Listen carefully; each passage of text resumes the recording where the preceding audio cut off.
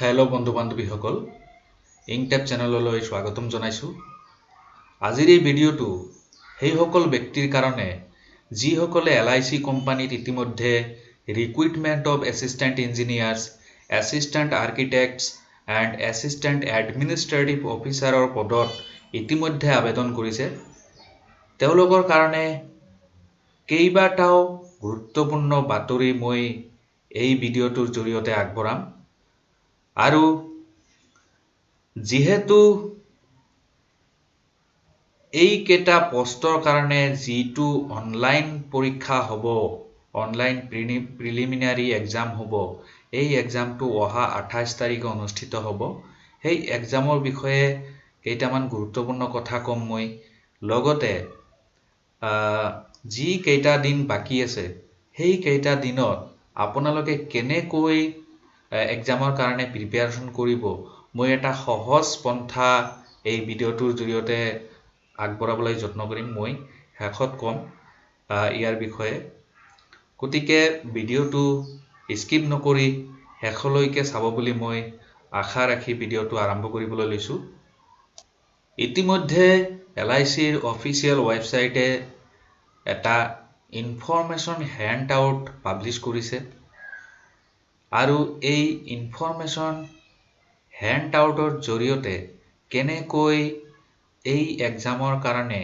Preparation কৰিব লাগিব, ইয়াৰ বহুখিনি হেল্প এই হেণ্ড আউটটোৰ জৰিয়তে পাব্লিছ কৰা হৈছে। ইয়াতে লিখা আছে, the online examination will comprise of the following objective type multiple choice test as stated below. ইয়াত থুলমূলকৈ চবে পাইছে, মই জানো চবে ইয়াৰ চিলেবাছ পাইছে, ইতিমধ্যে প্ৰিপেয়াৰেশ্যন আৰম্ভ কৰিছে। ইয়াত তথাপি মই এবাৰ থুলমূলকৈ কৈ দিব খুজিছোঁ। Reasoning ability 35 nos of question থাকিব, তাৰপিছত মেক্সিমাম মাৰ্কছ থাকিব 35 মাৰ্কছ আৰু ডিউৰেশ্যন 20 মিনিটছ। তাৰপিছত secondly English language with special emphasis on grammar, vocabulary and comprehension. ইয়াতো 30 কুৱেশ্যন থাকিব আৰু মেক্সিমাম মাৰ্কছ 30 হ'ব, ডিউৰেশ্যন কিন্তু 20 minutes. And thirdly quantitative aptitude, ইয়াত 35 কুৱেশ্যন থাকিব, লগতে মেক্সিমাম মাৰ্কছ যিটো থাকিব 35 আৰু maximum time period 20 minutes, total 60 minutes আৰু 100 questions and 100 marks within 60 minutes. এটা গুৰুত্বপূৰ্ণ কথা ইয়াত উল্লেখ কৰিছে, English language test will be of qualifying nature. ইয়াত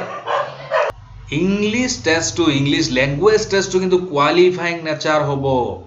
আৰু ইয়াত এটা গুৰুত্বপূৰ্ণ কথা কৈছে, the marks obtained in this test will not be counted for ranking. আৰু এইটোত যিমানখিনি মাৰ্কছ পাব, এই মাৰ্কছ কিন্তু ৰেংকিঙত কাউণ্ট কৰা নহ'ব, অৰ্থাৎ ৰেংকিঙত ধৰা নহ'ব। আৰু এটা গুৰুত্বপূৰ্ণ কথা, the scores of online examination will be obtained by adopting the following procedure. তলৰ প্ৰচিডিউৰ কেইটা উল্লেখ মেইনটেইন কৰিহে এই অনলাইন এক্সামিনেশ্যনৰ যিটো স্ক'ৰ হ'ব, এই স্ক'ৰটো ধৰা হ'ব। ইয়াত কৈছে, the number of questions answered correctly by a candidate in each objective test is considered for arriving at the score. ইয়াতে প্ৰতিটো অবজেক্টিভ টেষ্টত যিমান কেইটা শুদ্ধ উত্তৰ কৰিব, সেই শুদ্ধ উত্তৰকেইটা কৰাৰ ওপৰতহে তাৰমানে স্ক'ৰিংটো গণা হ'ব। The scores so obtained by a candidate are made equivalent to take care of the minor difference in difficulty level.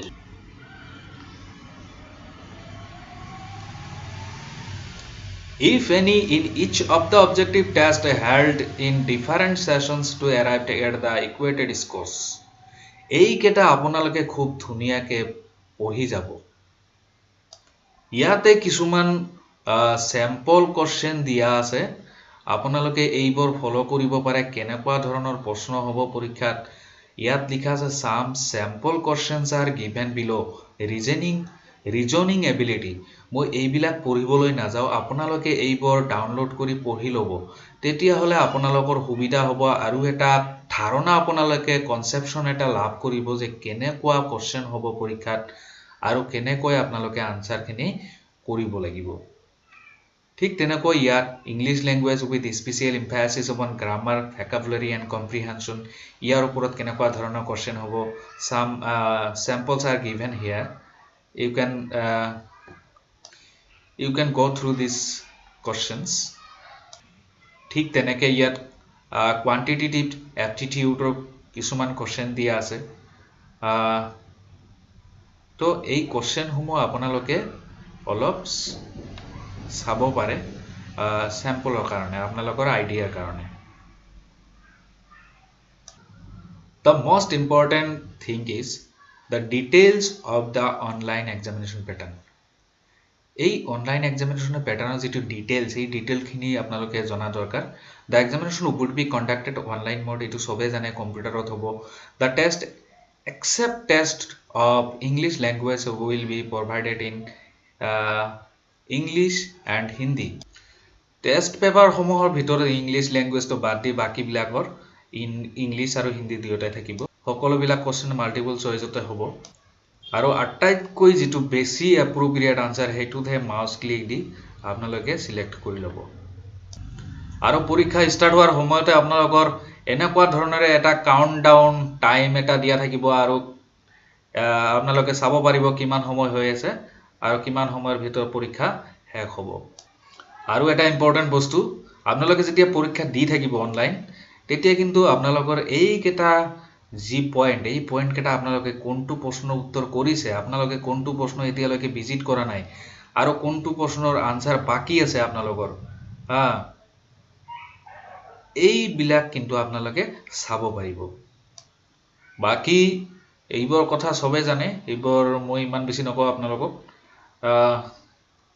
তাৰ পিছত আহক আৰু এটা গুৰুত্বপূৰ্ণ নোট ইয়াত দিয়া আছে যে পৰীক্ষাৰ সময় শেষ নোহোৱালৈকে আপোনালোকে ফাইনালি সাবমিটত আপোনালোকে ক্লিক কৰিব নোৱাৰিব যেতিয়ালৈকে সময় শেষ নহয় পৰীক্ষাৰ আৰু এটা কথা কৈছে যে যি কোনো পৰিস্থিতিত আপোনালোকে পৰীক্ষাৰ সময়খিনিত আপোনালোকে ল্যাপটপৰ বা কম্পিউটাৰৰ কিবোৰ্ডৰ টাচ কোনো এটা কিবোৰ্ডৰ টাচ নকৰিব নহলে কিন্তু আপোনালোকে বিপদত পৰিব পাৰে আপোনালোকৰ এক্সামিনেশন কিন্তু লক হৈ যাব পাৰে আৰু এটা গুৰুত্বপূৰ্ণ ইনস্ট্ৰাকশন ইয়াত দিয়া আছে যে আপোনালোকৰ পৰীক্ষাৰ ডেট টাইম আৰু ভেনু কত হ'ব আপোনালোকৰ কোনটো এক্সাম সেন্টাৰত পৰীক্ষা হ'ব এইটো আপোনালোকৰ কল লেটাৰত দিয়া থাকিব আৰু লগতে আপোনালোকে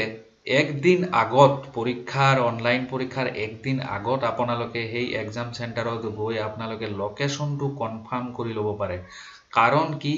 লেট কামাৰ সকলক কিন্তু পৰীক্ষাত এলাউ নকৰিব বুলি ইয়াত স্পষ্টকৈ লিখা আছে late কামাৰ্স will not be allowed লগতে কোৱা হৈছে যে আপোনালোকৰ কল লেটাৰৰ ওপৰত এটা ৰিসেন্ট পাসপোৰ্ট সাইজ ফটোগ্ৰাফ এটা এফিক্স কৰি লৈ আহিব লাগিব আৰু আপোনালোকৰ আইডেন্টিটি প্ৰুফ হিচাপে ডকুমেন্ট আনিব লাগিব ইয়াতে উদাহৰণ হিচাপে দিয়া আছে ration card and learners driving licence will not be accepted as valid ID proof for this purpose এইটো কিন্তু মনত ৰাখিব ৰেশন কাৰ্ড আৰু ড্ৰাইভিং লাইসেন্সটো ভ্যালিড ID proof হিচাপে একসেপ্ট কৰা নহব আপোনালোকৰ কাৰণে ইয়াত কেইটামান দিয়া আছে PAN card passport permanent driving licence voter's ID with photograph bank passbook with photograph photo identity proof issued by gazetted officer on official